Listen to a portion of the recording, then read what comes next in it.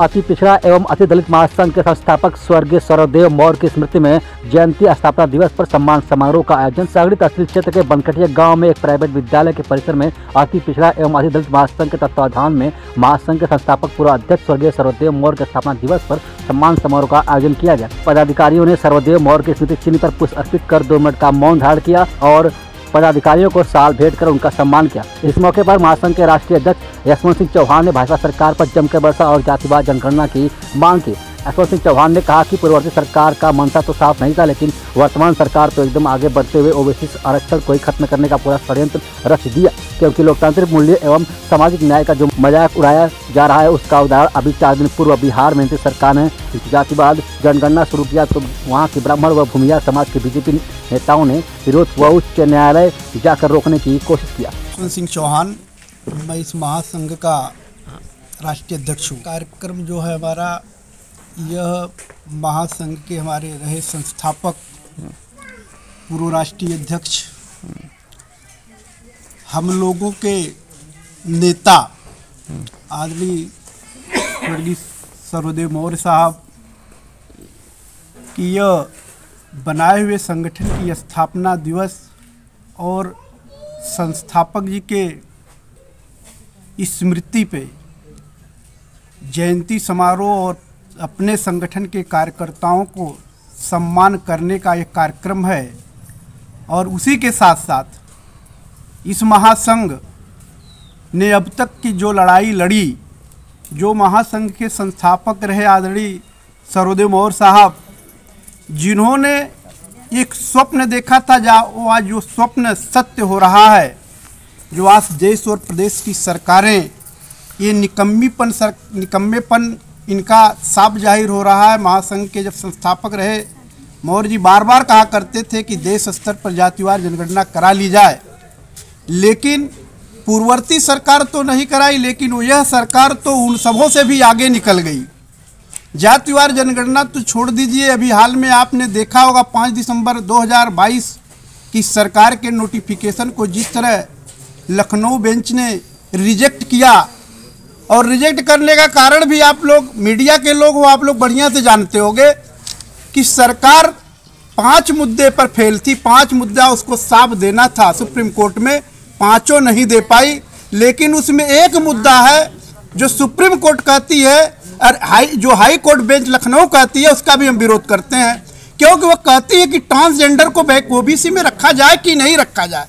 हम ये पूछना चाहते हैं कि यह उत्तर प्रदेश की निकम्मी सरकार को मालूम है कि नहीं है, ट्रांसजेंडर कोई एक जाति का थोड़ी होता है।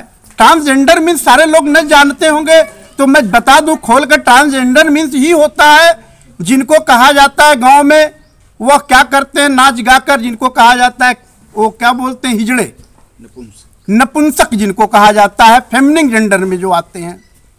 जब उनको ओबीसी में रखने की क्या जरूरत है? तुम ओबीसी की 27% आरक्षण की व्यवस्था पूरी दे ही नहीं पा रहे हो, और 27% आरक्षण को तुम खुद खा रहे हो। तो मेरे कहने का यह तात्पर्य है कि जो यह व्यवस्था है, तुम तो जानबूझकर लिंगर करके यह निकाय चुनाव को टालना चाहा।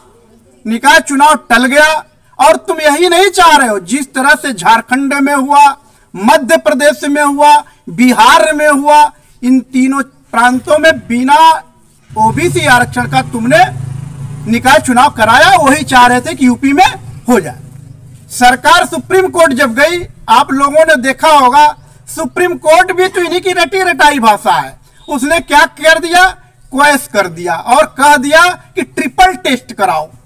ट्रिपल टेस्ट तो मेरे अध्यक्ष जी जब थे तो बार बार हम लोग कहते थे कि तुम क्यों नहीं जातिवार जनगणना करा लेते, इनको हकदारी हिस्सेदारी बराबर क्यों नहीं दे देते।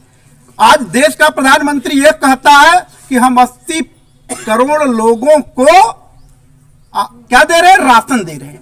दे दो राशन, उसी पर तय कर लो आरक्षण। चलो, देश के 80 करोड़ लोग गरीब हैं, उसी परसेंटेज बना लो, उनको आरक्षण बांट दो।